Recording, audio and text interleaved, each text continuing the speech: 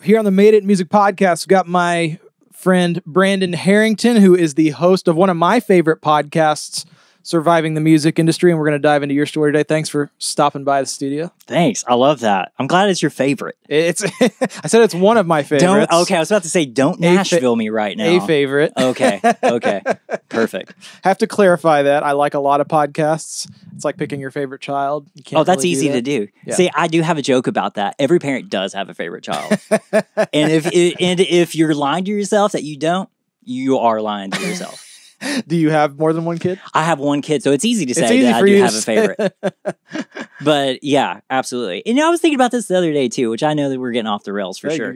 But that, kids are like sometimes mean. If they were actual life-size human beings, like, would you be friends with that same attitude? Like, my kid is a jerk. There's no way that we would be adult friends, like with the jerk-iness that he is now. You're totally right. I think Isn't that a weird thing? We have so many moments in our house that we're like, yes, this is just absolute, utter insanity. Yeah, every single day. So let's dive into your story a little bit. What was the moment that music impacted you for the first time and you knew that you had to pursue it?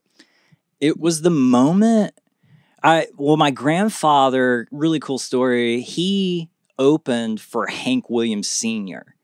And it was something, you know how like in small towns, like everybody just has, Hank ate a whole pie in a tornado at one point. Everybody has like that in their town. Like that was my family, my grandfather. He had this one moment.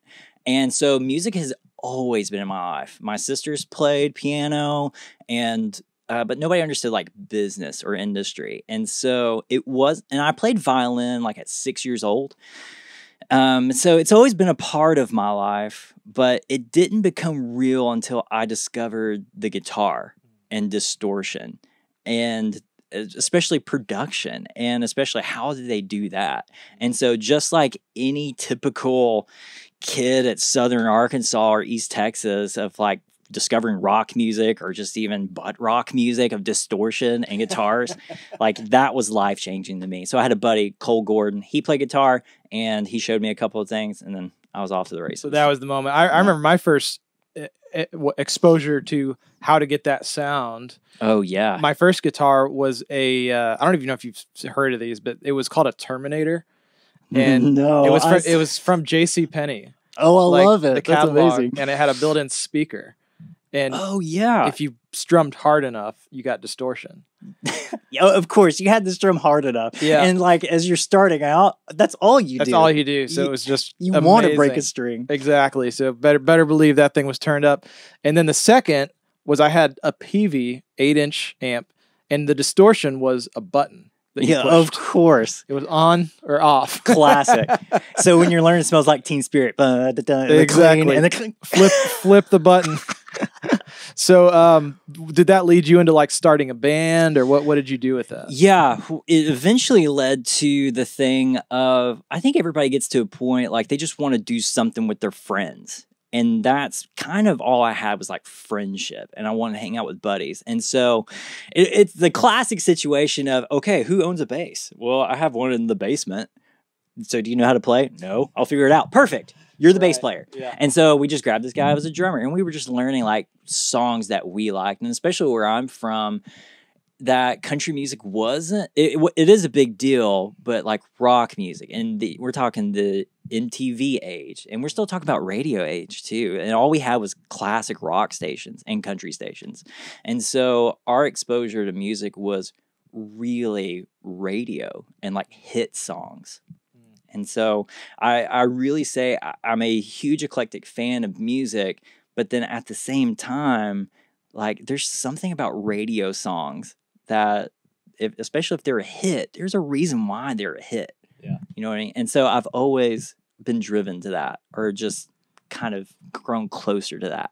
So did that, like, I mean, what was the path that you took with that? Did it like take you, like, did you go to college? How did you sort of navigate your journey through trying to figure out what your place was? Yeah, so eventually, like those group of buddies, just like any other band situation, they just didn't keep their commitments. And so I was just solely like, I just want to play in a band. There's something burning inside me, and it's not heartburn of like who is doing this. And there was a local Christian music band. I didn't care what genre it was, and so they invited me to come hang out with them and play.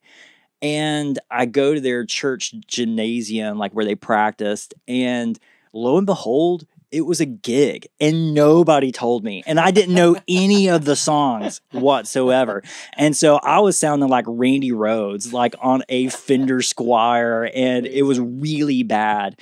And then that is the moment I said, this is the story of my life. But it's not. Yeah. Just foreshadowing, I guess. Yeah. But it at least said to me of like, this is where I'm going for the next X amount of years. And then I was a huge Randy Rhoads fan, played for Ozzy, and he's a classical guitarist. And then when I heard classical guitar, I thought, oh, that's different. I don't even know what that is. And then I thought, well, to be just as good as Randy, I should study classical guitar. And then I got a full ride at University of Central Arkansas. And then I got to a certain point with my instructor, Smokey Emerson. He's an amazing teacher, and he's still there. But then I got to a certain point, I needed to start taking lessons from Lily Afshar, which her claim to fame is she's like one of the last surviving members of Andres Segovia. And so I'm a protege to that. It sounds cool, but it means nothing. No, that's awesome though. Yeah. So that's kind of how you came up. That was the roots, so to speak.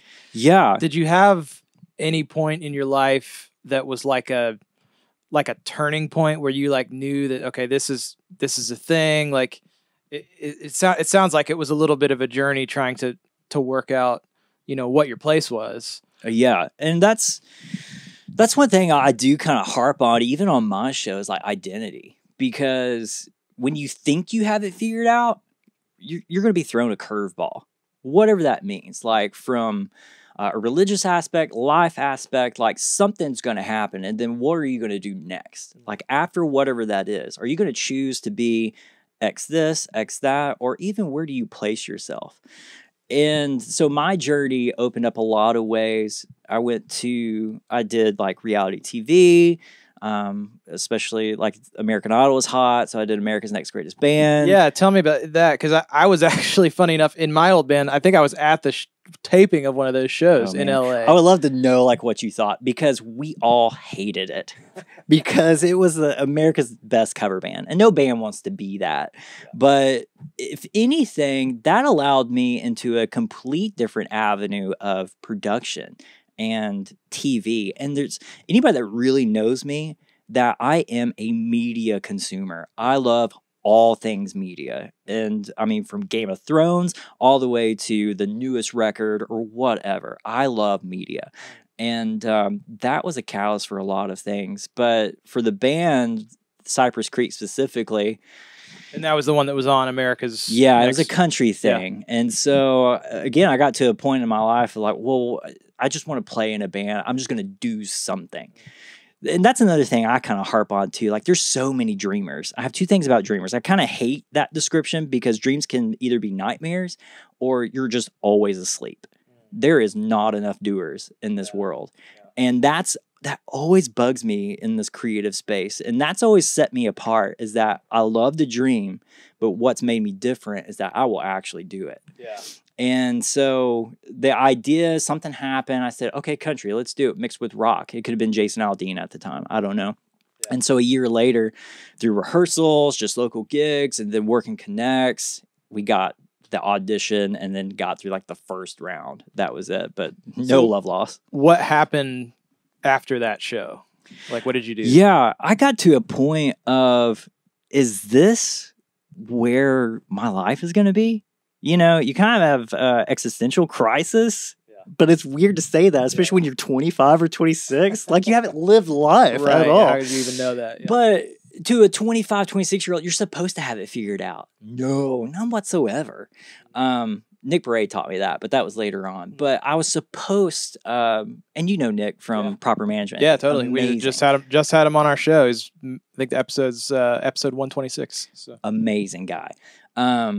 But that was the moment of like, really, what am I supposed to do? Am I supposed to be at a greater thing? Because I had this conversation with God at one point in my youth of like, and I just want to do something in music and help people. It was never specifically like playing or performance, but that's all I ever knew. And so I got to that point of like, well, I'm going to go help people. I'm going to do some philanthropy missionary work. And so we went to the Philippines, and then we spent a year there.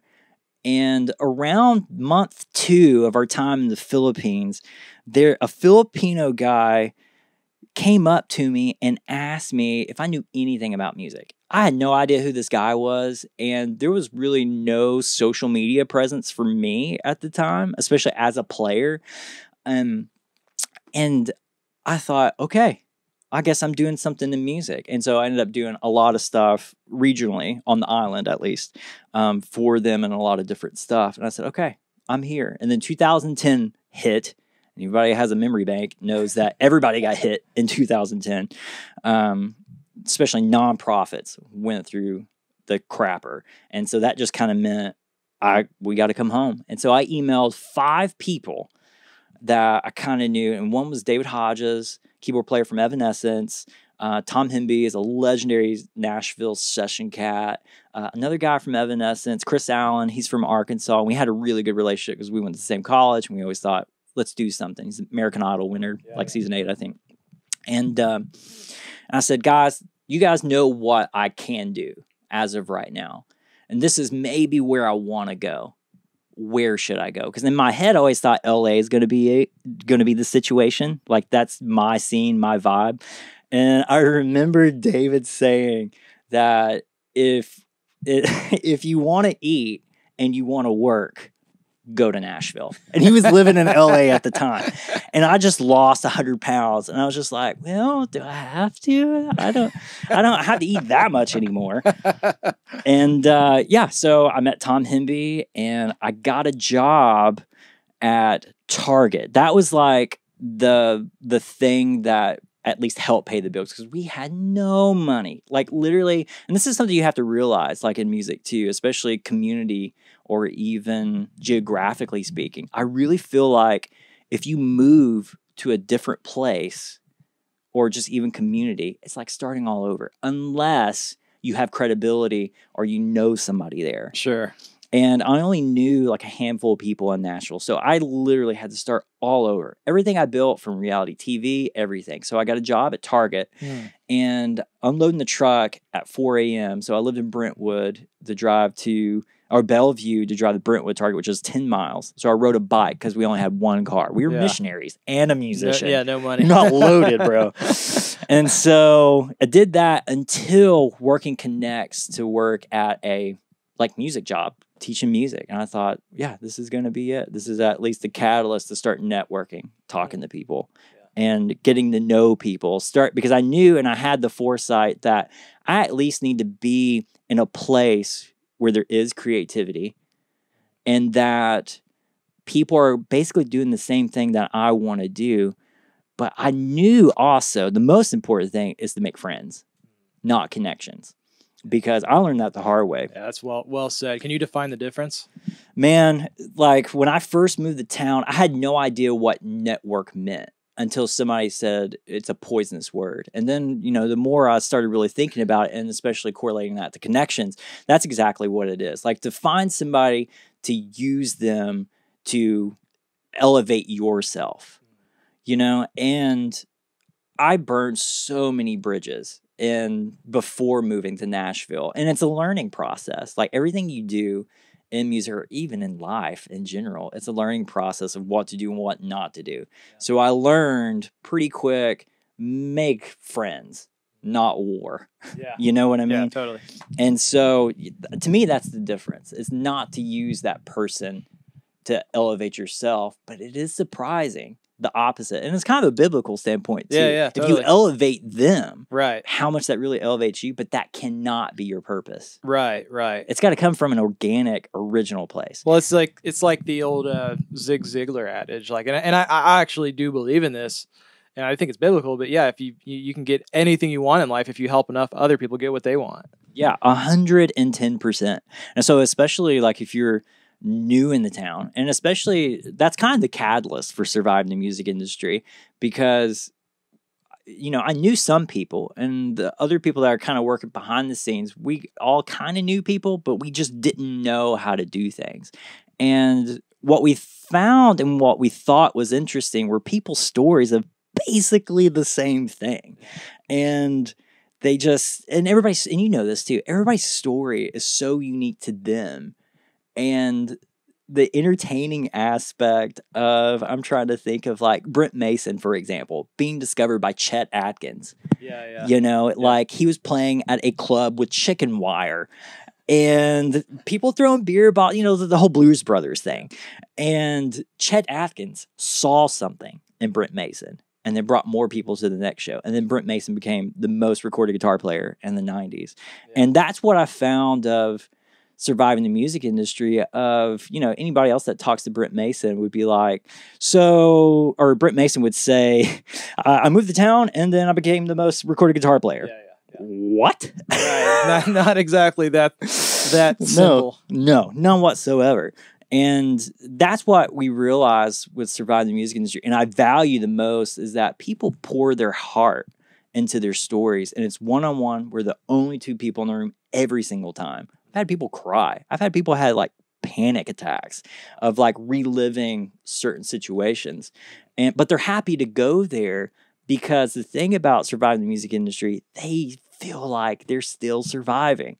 Like no matter who I talk to that, put X songwriter in your head, like Josh Osborne, for example. Like I loved your episode with him. It was one of my favorites. He went through like 2 or 3 bankruptcies. Yeah. And went in a dark place. Shane McAnally was the same way. Yeah. He went in a very dark place. And people just need to know that, especially if you're the new kid in town, you're not alone. Yeah. Like, no matter your struggle, no matter, if you're dealing with alcoholism, you're dealing with whatever ism you can think of. Yeah. Like, these people that you hold to high esteem, they're exactly like you.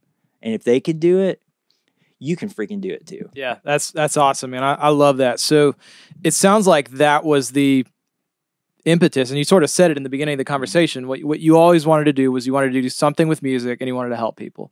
So was that the impetus for starting the podcast? Yeah, pretty much. It was a point of, I'm always trying to think, what can I do different? Always. I am always on that forethought of, what is everybody else doing? And then how can I set myself apart? Because again, I'm from a town called Ignorant Hill where there's more cows than people. Okay. Yep. And I was the kid with blue hair and spikes and wanted to be a member of Mudvayne. I always wanted to set myself apart and be different for a specific reason. Yeah. That just to be noticed, especially if it's entertainment. Yeah. It gets tricky and it gets dangerous as far as you want to go. Yeah, you can go to shock value. Oh, yes. And so I got to a point where, okay, everybody's doing Instagram videos. Yeah. Everybody is taking part of YouTube. What is Nashville not doing? Podcast. Because people say Nashville's a 10-year town, and they always relate it to a career situation, which I think that's ridiculous. How do you mean? Okay, so especially when people say, well, it's a 10-year town, you're going to be a songwriter, it's going to take 10 years to get your foot in the door and do this and do this. No. Walker Hayes moved to town and knew nobody. Yeah. And he got a publishing deal year 1. Does it happen all the time? No. Right. Dude just hustled and he did his thing. And he had natural talent. Yeah. But he hustled. And it's the same for other people too. You have to do it, not just dream it. Yeah. Yeah. And so what was my point? It was the thing, the podcast, that I just had to do something different. And podcasts were a new thing, even though podcasts have been around in LA for the past 8 years, probably at that point. Right, or NPR, exactly. For forever, yeah. And I thought, nobody's doing podcasts. And I discovered like Mark Maron and a bunch of different people that were just really killing it. And I thought, why can't this exist here? And there were about 3 or 4 of us, and I think there were only 3 of us like that started at the same exact time early in the podcast game. Which was Nashville. Like, what, 2015? So this is our 4th year. Yeah, 14 and 15. We started developing it around 2014. I mean, Bobby Bones didn't even do anything. Yeah, he didn't have his podcast yeah. whatsoever.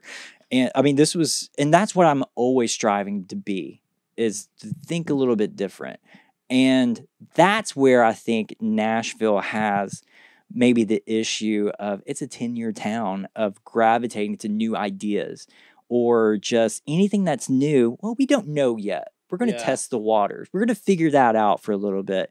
You know, I'll keep using Walker Hayes. Again, like, people thought his songwriting style was the thing of, that doesn't fit the mold. Yeah. That doesn't make sense right now because Kenny Chesney, Jason Aldean, Keith Urban are doing their things. Sure. And so he was so different that nobody really got it. Yeah. But 10 years maybe later, yeah, he is who he is now. And it's the same for any other artist you can probably think of. But that's how I felt about podcasts, is that there were about 3 or 4 of us that started. I was trying to think. Donald Jenkins is a podcaster. I don't know Donald. I got Nashville Hits Collecting Dust. Oh, yeah, I've heard about it. Somebody told me about it. We started at the same exact time, and then another guy, it was kind of a comedic thing. And so Donald and I are kind of the last surviving members, like, I feel like the original podcasters. Like from when you started, yeah. And yeah, it really came from a point of, I want to help people. Yeah. But then also at the same time, it's a little selfish, but what can I do that's different than what everybody else is doing? Sure. Because podcasting is like a marketing asset. Sure. You know, and you can spread ideas and you can have conversations just like this. Yeah. Like, how did you do this? What is that? Yeah. And that's what I valued about podcasting, is that you're being invited to a person's most sacred place, like in their coffee shop, on the road. You're a part of their lives. Yeah, yeah. And especially for surviving the music industry, it's so vulnerable. Sure. That people really do see the value of, oh, he did that, I can do that. Nick Pare is like crying. He did. He cried on an episode. Wow. Oh, he's crying. It happens. But it's just so emotional driven. And that's what I love. So can you talk a little bit about, man, and again, I wanted to have you on just purely out of, sometimes my podcast guest choices are for selfish reasons of, like, people I just want to meet. Oh, dude. And so for you, like, I wanted to meet you because I love your podcast. It's like therapy almost to listen to. I don't know if I'm so jaded, and that's so like. I don't know if it feels like that for you. And I was going to ask, like, when you're approaching it after having done how many episodes up till now? I mean, you've 4 seasons, easily over 100, episodes in. There has to be some commonalities that you're like, everybody's got a different story, but we all have the same story. Yeah. Like, what are those commonalities? That's the uniqueness, I think, with as being a player, that is like former profession, vocation, you know, being a guitar player or multi-instrumentalist, is that you pick up patterns. And that's the fastest way you're really going to make it on X instrument. And that's something I've always been really good at, is picking up patterns within people. And so the patterns usually in people's career that I've picked up is that they've all been hurt. But what did they do next? That was the game changer. I learned basically the same mentality. I learned it in college, that, you know, you hit a bad note. You know, what's the most important note in music? Have you ever heard that? What is the most important note in music? It's the next note. So even if you make a mistake or whatever, it doesn't matter. It's the thing next is that you're going to do. Yeah. And so that's pretty consistent. And I also have a theory too. I feel like it's a very Christian vernacular thing of, and I'm calling it the proximity theory, that, and I really want to do an experiment one day. I really want to take a really bad songwriter. I'm talking like Smelly Cat's version, okay? And I want to put them in an environment of proximity of Shane McAnally, Natalie Hemby, Josh Osborne, and see what happens within a year. If the quality bar just exactly raises. Just by living in proximity, or being around your tribe, being around a clan, being around people that elevate you, really, how far can that take you? Yeah. And the opposing force is that you take a really good songwriter, but you keep them closed off. You isolate. You isolate them. Yes. What's going to happen in that career? And I really, truly believe, especially with the guests that I've seen, they've been around good, great, amazing people in personality, in life, but also musicality. Yeah, yeah. You know, so those are the couple of patterns that I've picked up. And with those, it's like how do they? You talked about. I love that analogy. It's like, what's the most important note in music? The next note. How have the sort of survivors, if you want to call it that, or whatever it is, how have they bounced back? Like, what are some of the ways that some of the guests have, or you yourself even, and kind of recovering from like heartbreaks or like failures, like just advice to somebody who's maybe in that moment right now? Yeah. I'm trying to think of a specific guest because the show is not about me whatsoever. It is 100% about them and their story. And I just have something stupid to say in between. But I think about Natalie Hemby's fresh on my mind. I just talked to her. So she's going to be on the new season. And nobody knew this, or I didn't know this, but, you know, she wrote, you know, some of the catalog from A Star Is Born. She wrote a bunch of songs for like Little Big Town, Pontoon, Miranda Lambert, so on and so forth. So for her, it was proximity because legendary family, but then also being around good people. But that's not going to be her saving grace whatsoever. She had talent, but that's not going to be her saving grace because she quit music for 10 years and worked at customer service for Comcast. Of all places. Of all places. And I don't know if they're your sponsor or whatever, but we don't have to go into that. But nobody loves Comcast. Very true. Okay. And she got the grunt of it every single day at customer experience or service or whatsoever and did not write songs for X amount of years. And it's the same story for Shane McAnally too. You know, he quit for like 15 years. Or no, he didn't quit, but like he excommunicated himself from Nashville. He moved to LA and did that whole thing out there. But those people, they knew what they wanted to do. They said, I am a songwriter. I just don't know what that is. Yeah. I don't know what they had something in their heart, in their mind of just keep going. And musicians are the bravest people I know. Yeah. That is, I truly believe that. And that's why I really built this platform because they're amazing people. Yeah. Because in nothing in entrepreneurship or just even vocationally in the music industry doesn't make sense in any other sector. Right. You'll spend 15 years until you get a song cut. You know what I mean? Like in any other sector, you spend 15 years, like you're building a whole career. Yeah, exactly. Yeah. And so that is brave, stupid or brave, you know? Well, it's a passion. I mean, that's 110%. There's something behind it, but then also you lose the passion and they do. And I'm discovering that for myself. And, you know, the surviving the music industry part, especially when I do monologues, it's a lot about me because I'm on that discovery of where am I at in life because I'm the survivor and surviving the music industry. Sure. And I'm talking to them about their life and like, how do they even do this or whatever and things that they pick or drop along the way in conversation. But it's a process. Yeah. And so what I would say to people is that don't ask for permission for anything because you always feel like you're asking somebody, hey, can I write the song and put it out? Or should I put it out? That's another way it looks at. But I feel like you're asking permission from somebody to do something. Yeah. Just do it. Just do it. Yeah. And that's the Gary Vee mentality. Right. But, you know, especially where music is now, it's the Drake mentality. Yeah. It's going to be another 10 years till Nashville catches on to that mentality. Right. But at the same time, just do it. Yeah. Just do it. Don't wait. Sure.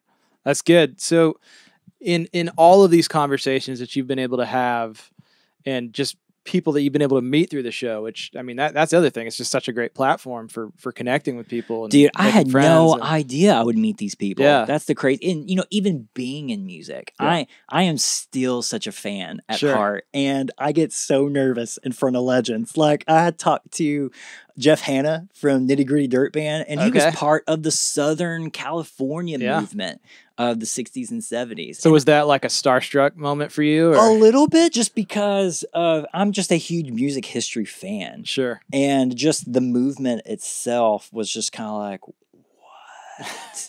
And then like Stella Parton being almost like the precursor of Loretta Lynn of like, Loretta Lynn may not have had the pill unless Stella Parton wrote Ode to Olivia, because everybody hated Olivia Newton-John winning Country Music Artist of the Year because she's this pop artist. Country, yeah. Yes. And she was just like, she's just as country as me. And we're talking about a Parton.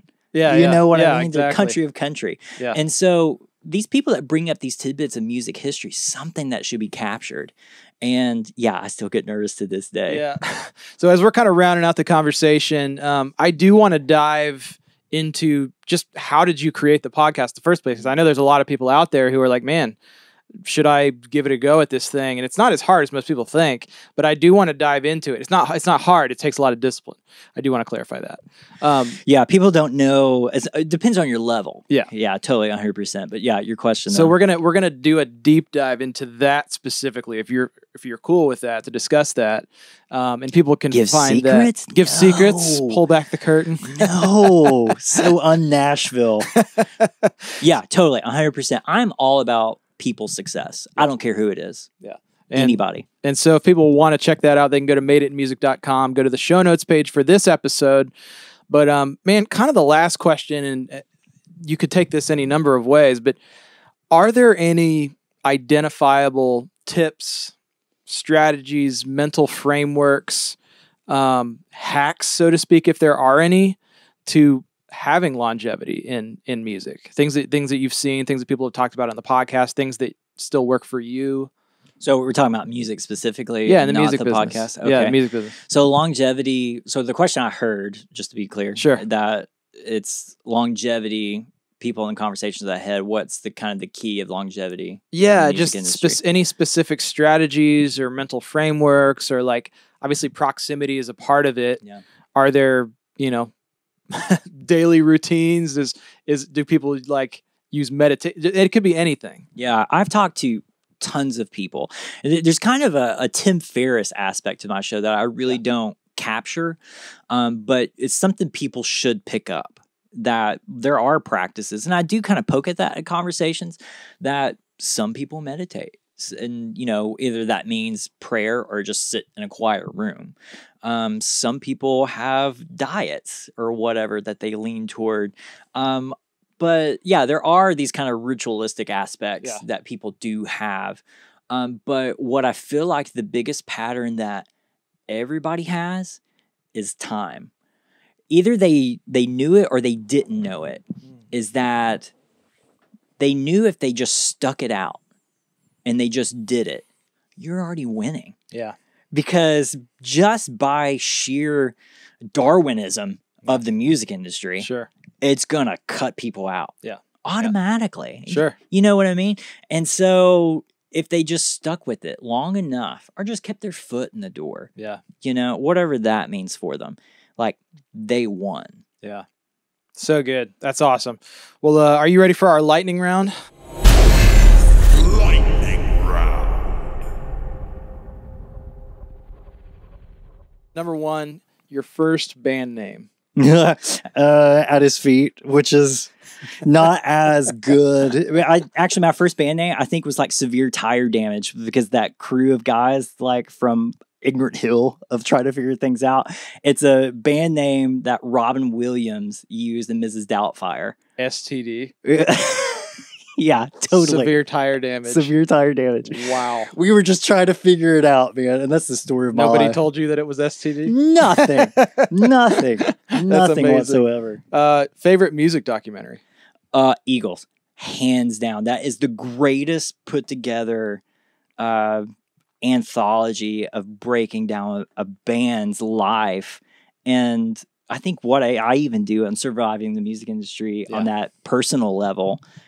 And I think there's there's some correlation there. But I just watched like Leaving Neverland. I don't know how much you want to go into that. I've heard it's crazy. It's one of those that I'm like, I got to be in the right mind frame. I watched it, so it's collectively 5 hours long. Yeah. I sat and watched it 5 hours straight. It ruined my You probably want to entire break day. it up, yeah. That's my advice to anybody. Yeah. It's a great doc. So watch but the Eagles. Watch the Eagles. Okay. Favorite podcast? I had to go to my first original love. It's Mark Maron. Okay. Yeah, WTF. Because Great. I really feel like he's not the father of podcasting, but he is the person that solidified that this is a medium that should be respected. Yeah. And it works. And it was the President Obama episode. Yeah, totally. That told the world that this is a medium that's staying. It's the fastest growing medium since the television. Yeah, it's insane. And so, yeah, Mark Maron, first love. Awesome. Number 4, most embarrassing stage moment. Dude, I have in your so life. no. See, I have so many that's not even funny because my life is a walking Larry David Curb Your Enthusiasm moment. I was playing. Here's one that just comes to mind, but I have like 20 others. That it was playing in a rock band in like a stadium situation. And I had this like guitar that was like jagged and weird shape and headbanging. You move around. And I was just going way too hard. And the guitar hit me in the face on my eye. And I remember thinking that, oh, that kind of hurt. I'm going to walk this way and kind of check on things. And all I remember seeing is looking at the drummer, and he's just kind of going, like, I feel like it's all mute. And he's just going like this, and like members start looking, and I feel like my side of the stage is kind of like just dead quiet. Oh my god! And dude, blood was just pouring down out of my eye. Oh. and then I just turned and looked at the audience, and I don't know, I kind of felt like a figure skater moment in that moment. I just went. And then like the whole crowd was just like, because it was a rock show. There's supposed to be blood, I guess. Yeah. But like that was truly one. Hardcore. Oh, dude, I fell off stages. I've crashed in the guitar cabinets, not on purpose, Kurt Cobain style whatsoever. Yeah. But that is like one moment it was super embarrassing, but in my personality is like, oh, this is a joke. This I love is perfect. it. That's amazing. And last question, favorite Nashville venue? Oh, man. People kind of hate on 12th and Porter a lot because of the size and just loudness, but there's something like grimy about it I like, if that makes any sense. Because I'm a rocker at heart. Yeah. Exit in too. See, it's that grimy aspect because I'm all about the dirt. Yeah. And the filth of things. I don't know what that is about me. Yeah. I don't understand that, but that's always been a pattern in my life. Yeah, I love it, man. Yeah. That's awesome. Well, thank you so much for being on the show. How can people listen to your show, connect with you, socials, website, all of that good stuff? Yeah, I told you can go to smipodcast.com for everything. And of course, we're on every streaming platform you can probably think of, surviving the music industry, and all the socials. Got to do the grams and the books, right? So at SMI Podcast. At SMI Podcast. And any tips or things you want to give away about the upcoming season? Man, it's fun. Like I feel like I'm catching like a lot of like legends, and I'm doing a lot more talks this year too. And so like anywhere from like Joe Diffie, the Stella Parton, the Jeff Hanna, but still capturing like Natalie Hemby and like the Luke Dix of the world. And so a lot of artists, a lot of songwriters, doing some managers. So yeah. I love it. Well, we're going to do a deep dive on how you created that podcast. So again, people can find that at madeitmusic.com. Go to the show notes page. But Brandon, thank you so much for taking the time to do this. This is just an absolute blast for me. I hated it. It was the worst. It was the worst time ever. That's why I got to wear these. You do. It's you not to be can't even vain. look at me. I just can't let you see my eyes to tell you the truth. You're sleeping. Yeah. Done. That's awesome. Well, thanks, man. Yeah, thanks. Hey, what's up? Thanks for hanging out on this YouTube video with us. In case you didn't know, this is from the Made It in Music podcast, Season 2.